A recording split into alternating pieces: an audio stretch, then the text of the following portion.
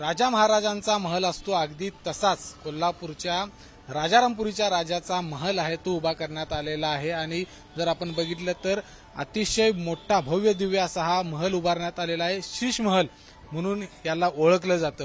साधारण 64 फूट लांब आणि 30 फूट रुंद अशा पद्धतीचा हा महल आहे आणि या महलामध्ये बाप्पाला विराजमान करण्यात आलेला आहे। साधारण 12 फुटाची उंची आहे ही बाप्पाच्या मूर्तीची आहे आणि पेन पासून पुढे जे गाव आहे काही अंतरावर त्या गावातून या ठिकाणी बाप्पाला आणलेला आहे। अशा पद्धतीची ही जी मूर्ती आहे ही कोल्हापूरमध्ये एकमेव मूर्ती आहे की ज्यावरती जे कलरचं काम केलेलं आहे ते काम कुठल्याही बाप्पाच्या मूर्तीवरती पाहायला मिळत नाही। तशा पद्धतीचं काम हे या ठिकाणी पाहायला मिळते।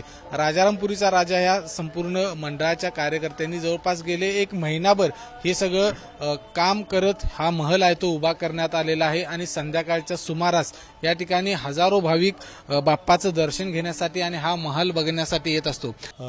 2024 गणेशोत्सवाच्या सर्व गणेश भक्तांना प्रथमतः शुभेच्छा माझ्याकडून और माझ्या मंडळाकडून। इंद्रप्रस्थ तरुण राजारामपुरी 10वी गली राजारामपुरी राजा हा गेली 33 वर्ष आम्ही दिमाखात असं आम्ही उत्सव साजरा करतोय आणि आमच्या मूर्तीचं वैशिष्ट्य असं आहे की आमची ही मूर्ती पेनपासून 15 किलोमीटर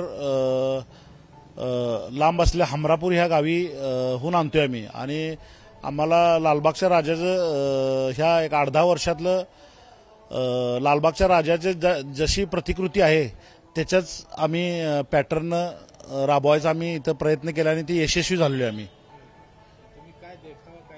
आम्ही आता हे बनवले ते शीश महल म्हणून यावर्षी आम्ही बनवलेलं आहे। साधारण त्याला 20-1 दिवस आम्हाला सगळं उभारणीला मंडळाच्या कार्यकर्त्यांना आणि मंडळाच्या सर्व वेंडर्सना लागलेला आहे। हे सर्व उत्सव हा लोकवर्गणीत होतोय। वर्षभर असतं हे जे मंडळ आहे गणेश मंडळ या मंडळाच्या माध्यमातून वर्षभर विविध सामाजिक उपक्रम आहेत ते हाती घेतले जातात। अनेक आरोग्याचे जे शिबिर आहेत ती या ठिकाणी घेतली जातात।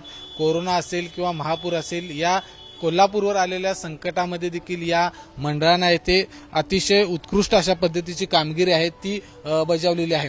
आणि या बाप्पाचं दर्शन घेण्यासाठी हा शीश महल पाहण्यासाठी कोल्हापूरकर नागरिक संध्याकाळच्या सुमारास गर्दी करतात। दररोज जवळपास 20 ते 25 हजार नागरिक या ठिकाणी येऊन महल बघून बाप्पाचं दर्शन घेऊन इकडून जात असतात।